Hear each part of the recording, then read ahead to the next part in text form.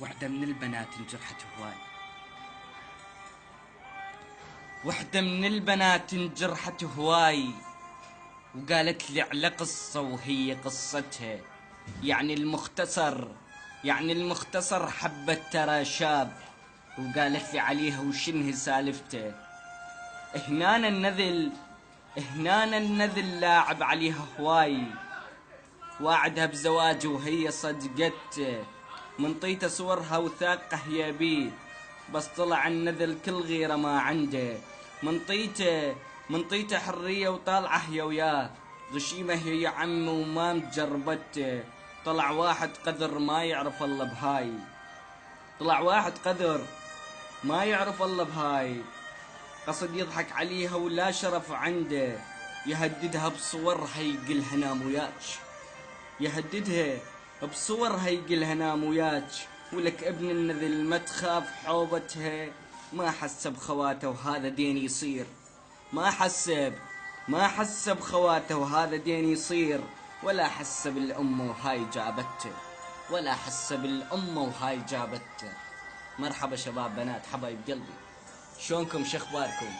واسعد الله ايامكم. انا وياكم الشاعر حساني مونتير، بريد احكي بموضوع هذول التعبانين، لا اعتبرهم جريدية ولقطاء، واحكيها بلساني وفشك، واللي سوى هذا الشي لقيط. يعني شنو الاستفادة تلعب على بنية وتهددها تقولها انشر صورك؟ غير افتهم شنو الاستفادة منها؟ لك انت حمار ما تفكر بعرضك، لو ما تخاف الله فكر بخواتك، ولك هذا دين محسوب عليك. ولك والله عظيم من قبر لفكم بالعباس شكو واحد يسوى هذا الشي، قبر لفه ولقيط وسقط وبن سقط، وانا احكيها وهاي مو من اخلاقي خوش حكي، ولا لساني تعود على هذا الغلط، بس انا اريد احكيها خوش حكي.